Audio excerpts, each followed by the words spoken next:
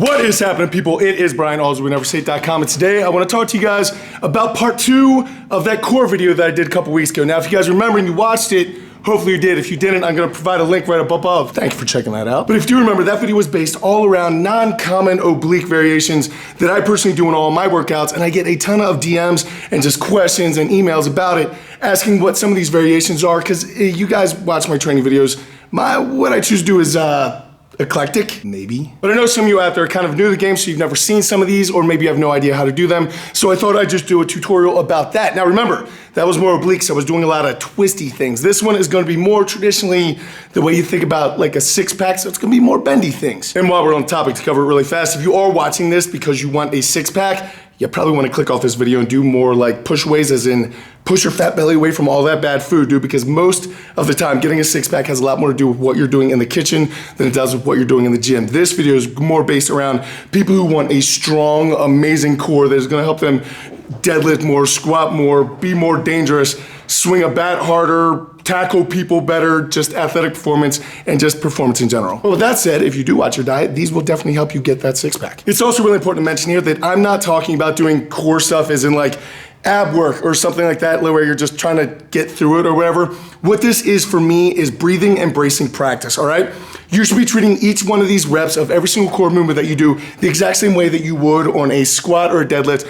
The bracing, the breathing, it should all be the same, because you're teaching your body exactly how you want to perform when things get bigger, like the stakes get higher, whether the weight gets heavier or you're up in front of a bunch of people or you're in an emergency situation, right? Your body's always gonna fall back to what has been training the most to do, and every single one of these reps that you can do is an opportunity for you to bulletproof your back, your spine, everything around your core so that you don't get hurt. You can stay in this game much, much longer, and of course, the higher performance is gonna matter a ton. In my opinion, there are way too many people in the fitness world who kind of push direct core work away because they say they get enough from their squats and their deadlifts and the big compound movements, and I'm not saying they're wrong at all. If you are doing them correctly and everything is cool, then I think you can get a ton of core exercise and work through those big basic movements. However, my argument would be that most people watching this and most people out there doing their squats and deadlifts and what have you are not going heavy enough or engaging their core enough to truly get the benefits that maybe some direct core work might help them start to cue or engage, so that those lifts and cues could make them even better at the big compound movements. I want to get each of your minds to a point where you're thinking of your core stabilization almost like the glue that holds it all together. You can have the strongest legs in the world, but you're not going to be able to generate force if you don't have a core that's going to be able to hold that. That's why I think so much the squat and the deadlift are as much core exercises as they are leg was the word I was looking for. But yeah, I actually do see the squat and the deadlift as more of like core exercises, because when I fail them personally, it's always my trunk that gives way. On the squat, like I'll fall forward, my trunk gave way, it buckled. On the deadlift, same thing. It's typically not that I do not have the leg power output, it's that I can't stabilize that weight long enough with my core. So that's why I work it so hard, and I think so many people could really step up their game if they just took it a little bit more seriously. That's why I throw it into things like giant sets, so that I'll actually get it done, as opposed to just throwing it at the end of the workout for like 10, 20 minutes, because when you guys do that, we both know more times than not that typically doesn't get done. So if adding some bendy things during your rest periods between your deadlifts makes that deadlift go up 75 pounds this year, I would encourage you to do it. All right, guys, so the very first variation that I want to talk to you guys about is the weighted hanging knee raise.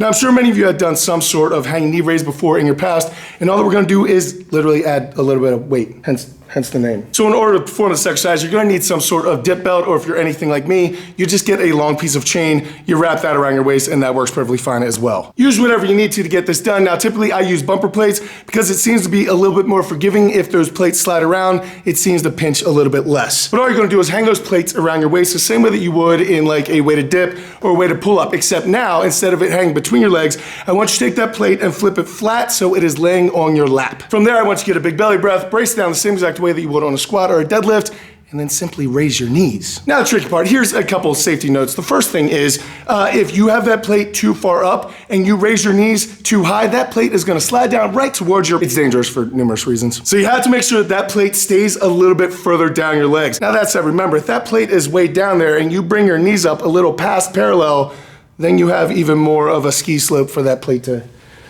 just be careful. Dangerous gains, people. The second variation I'd like to talk to you guys about is the blast strap layout. Now, you do not need blast straps, but if you do want blast straps, you can pick them up at Elite FTS. And no, unfortunately, I did not just get paid to say that. Thanks, Dave Tate. But a lot of gyms these days have rings, or you guys can grab the D handles with the cable machine and try to rig something up there. It can be as simple, literally, as throwing a rope over with some loops. You can use a toe strap. Do anything that you can to suspend yourself over top of a bar. And honestly, if you have loops, it's great. If you don't, just hold on to something. Now, the whole idea here, again, is get a big belly breath, brace it down, same way you're gonna squat or deadlift, and then simply start leaning out. Now, I would encourage all of you to start scaling this pretty early with your feet on the floor, and think of all of these movements almost like looking at a clock face, all right? So when you first lean out, I want you to go to 1 o'clock and then come back in, and then lean out to 2 o'clock and come back in. And keep testing how far you're comfortable with your little wrist tolerance of following your face for ab exercise. If this is also your first time doing it, I would encourage that you keep those rings kind of higher so you're on an incline, so you're just taking less of your body weight on as you're laying out. Well, once you get pretty good at those, drop those rings down to a normal position, and then if that gets too easy, you can start elevating your feet and laying out. Now, one reason why I really like these is because as you come back between your reps, it gives you a chance to get a quick little breath into your belly, and then you brace it back down for that next extended kind of layout period. Now, how long you decide to stay out there is up to you, but after you bring it back in, you get a really brief second of kind of a break where you can get that little bit of air in, brace back down, and go. This is very similar to what you're doing when you're doing a high rep deadlift set or anything like that. You can kind of mimic that. So I really, really like the idea of always expending that energy and that air, and yet always having to bring in a little bit more and re-brace it down the same way that you do for high rep events. And of course, be careful, because these are probably gonna be a little bit harder than you're thinking. They're kind of like planks, if planks were super hard. The third variation I'm gonna talk about is the banded V sit-up. Now, I'm guessing at some point in your life, you guys have probably done a V sit-up. That's where you're just laying down on the ground, arms are extended above your head, your feet are straight out, toes pointed, and you try to touch them together like you are a crocodile. My brain is weird. But the basic idea here is that you're gonna tie off a band and hold it in your hand so that that just gets harder. Now, of course, you can change the intensity by just simply scooting out further and further, or changing the resistance band tension. So if you're on a red band, go to blue band. Blue band, go to whatever. Choose your rainbow. But the real reason why these guys made the list is because of what you can do with your lats. So I like to use these on my deadlift day, either as part of the giant set, like before I go for my deadlift, or even during my warm up before my deadlift day. A lot of times I would have thrown in a straight arm lat pull down, right? Because this exact same motion that you're doing is what you're doing when you're in the bottom of your setup, trying to bend that bar across your shins, trying to get your lats engaged before the pull. These banded V sit-ups allow me to do the exact same thing, on top of the fact that it teaches me to reverse shrug. A lot of lifters have trouble with shoulder position on the deadlift because they want to pull them back. But that's the opposite of what you want to do. You want to kind of pull them down, right? So you want to reverse shrug, and doing this with the band, because you're literally reaching your chest up in that V sit-up while you're engaging your lats, pulling it down. It actually does the exact same thing that you should be doing in the preparation on your setup for your deadlift. You're reverse shrugging your shoulders down and back while keeping your chest up. If you keep a good neutral head position, you're mimicking exactly where you want to be in the setup. Now, I'm not talking about just curling your body up. Remember, we're not doing crunches here. The whole point is to still get that big belly breath, brace it down. You're not going to be able to bend up quite as far, so your hands and feet might not be touching. That doesn't matter. You're talking about intent, what you're trying to do here, right? Brace down and then full-blown engage your lats, get everything perfect. These will do a ton to help cue your deadlift, and you can almost guarantee pulling more weight, or at least pulling the same weight with better form if you throw these in on your deadlift day. Give it a try. The fourth variation I want to talk about are barbell crawls. Now, before you turn off this video because you're afraid that you're gonna need some dental work, let me explain. You're gonna be better at these than you actually think you are. All that you're basically doing is placing a barbell on the ground, and then you're stepping your body out, so you're literally making an A. I try to think of like the YMCA song.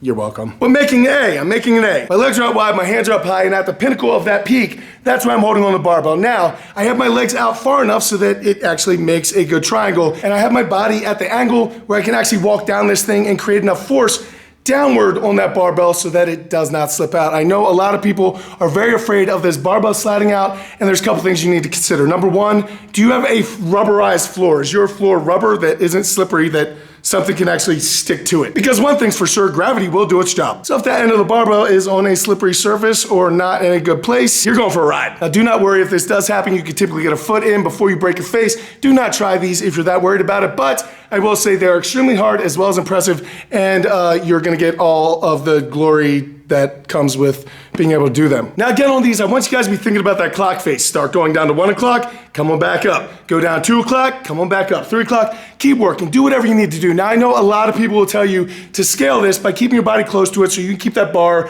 kind of near your shoulder level and just keep your head on each side of it. I would highly encourage that you don't do that. Yes, that is absolutely easier. Anytime that you take something that is hard to do and you bring it closer to the midline of your body, close to your spine, things get lighter. You're able to use more muscles. It's just a good choice to do anytime you're moving something heavy. That said, if you get very used to having your hands really close to you, it's extremely hard to break that habit and start inching them out. I'd rather you start with them far out and go further less down, only go to 12:30 rather than 1:30 on that clock face. But I'd rather see you do it with your arms out in the correct position and work your way down rather than start close, get down, and then have to start completely back over. Always do the hard thing first. As always, make sure that you're breathing and bracing is a point, but I actually like to use these on my pressing days because your triceps actually get lit up as well. And just one more quick point about the base, guys. I just stick it right on the floor and don't really see no trouble. If you're that worried about it, I would stick it in a corner somewhere. Some people have asked me if it would be a good idea to put it in a landmine, but that would make it literally like 20 times more dicey. So yeah, absolutely. Just make sure there's a video. Don't do that. But again, do not videotape yourself getting hurt and send it to me. Don't do it. I'm serious. Don't do it. And finally, the fifth variation I want to talk to you about is dragon flags. Now, I know a lot of you know what dragon flags are, but I get so many requests for people asking how they can scale this to work up to it. Now, dragon flags are, of course, famous because of Bruce Lee and the best training montage of all time in Rocky IV. And if you are not fans of both those things, you can go ahead and lose my number. But under dragon flags, the whole idea here is basically that you lay down on a bench, you prop yourself up onto like your trapped upper back region, you lower those legs down where your lower back, your butt, nothing else touches besides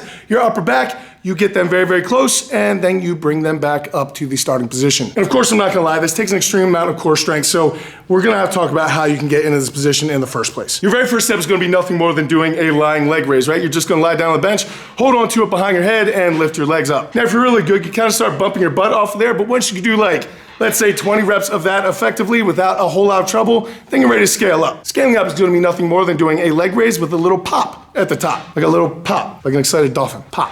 So the whole idea here is to get your body a little bit more mobile so you're getting off of most of your back, up onto kind of your trap upper back region for that little pop, and I want you to point your toes out and kind of arch your body. Again, excited dolphin. But once you get to the little pop, I want you to recollapse your body and follow that path right back down. Once you do that probably 15 to 20 times without any real problem, it's time to scale up. The next scaling up, you're doing the exact same thing, except now in that popping position, you're just gonna try to control your fall. So from there, you're literally just holding on that brace as tight as you can and try to control your legs all the way down, but trust me, it's gonna be very, very hard because as always, gravity is real. You're gonna control that negative as much as you possibly can and then it's just gonna collapse. How long you're gonna be able to do it is up to you, and then as your work capacity and strength grows, it's gonna get better and better. Now, once you guys are able to do that pretty effectively, now you need to start thinking of the clock face again with different types of pauses, right? So now, do the leg raise, pop your body up into position, go down to 1 o'clock, bring it back. Come down to 2 o'clock, bring it back. Continue to work your way down over the weeks until you get stronger and stronger, until you can eventually come all the way down and reverse all the way back up. It is extremely tough. It's gonna take a long time to do, but they are an amazing thing for teaching your body total stabilization and just absolutely destroys your abs. As always, lots of air in the belly, you're gonna breathe, you're gonna brace, you're gonna make it all perfect, and it's gonna work out terrifically for you. All right, guys, so there you go. There are 5 core variations that you guys will see in my workouts that you're not gonna see in a lot of other places, kind of how to do them, what benefits you might have, and things like that, all right? So I'm actually thinking about doing one more of these right now where I have, actually when I was trying to narrow down the 2 lists for the 2 different videos, I have about 5 other core / completely out of the box ideas of 5 exercises that will absolutely make you strong on everything if you get better at them. So I'm thinking about doing that video. If you guys are interested, leave in the comment section down below, let me know. Also, this is kind of a shot out in the dark here, people. Right now, currently, one of my goals for this year is to bring in a kind of audio visual tech person, all right? So if you are local to the Maryland area within like maybe a couple hours of driving, and you have a passion for making videos, and you have to have your own equipment, guys, because we do not have nice equipment.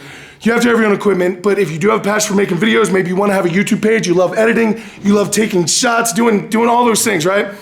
If that describes you, but you don't have content or you're interested in getting enough eyes on you through a bigger channel, that is what I'm looking for, people. I have dreams of doing some things that I just simply do not have the skills or the time to do. So look for someone who is really interested in maybe just coming up to the gym once a week, shooting a bunch of stuff, whether it be me coaching people, us working out, doing some regular instructional videos, whatever the case may be, but kind of trying to step up the game. Now, in turn, you guys will be getting training, you guys are getting a free gym membership, you're part of the crew, all that kind of stuff. Currently, right now, there's no pay, but it might move into a paying option. So if you guys are interested in that, make sure you email me at neversate@gmail.com and just give me some examples of your work. Shoot me some links to whatever you're doing on YouTube or wherever you're putting your stuff up at. That would be totally amazing, and I'm gonna be asking this a lot from here on out until I find someone. So if you guys know someone, make sure you contact them so you don't need to keep getting annoyed with this. But I hope this video was extremely helpful to you guys. Thank you guys so much for watching. Just everything you guys do. You guys tuning in all the time, leaving comments, subscribing, sharing. It's just crushes me. It's amazing. I absolutely love it. And I love my life. I love my job. Get to do this every single day is something I never thought that I'd ever be able to do. So I just want to say thanks, guys. And we'll catch me later in the week. Until I do go out to do something. Screwed it up again. Go out to something amazing, guys. Keep working hard, people. Be nice to each other. Work your core. I'll see you then.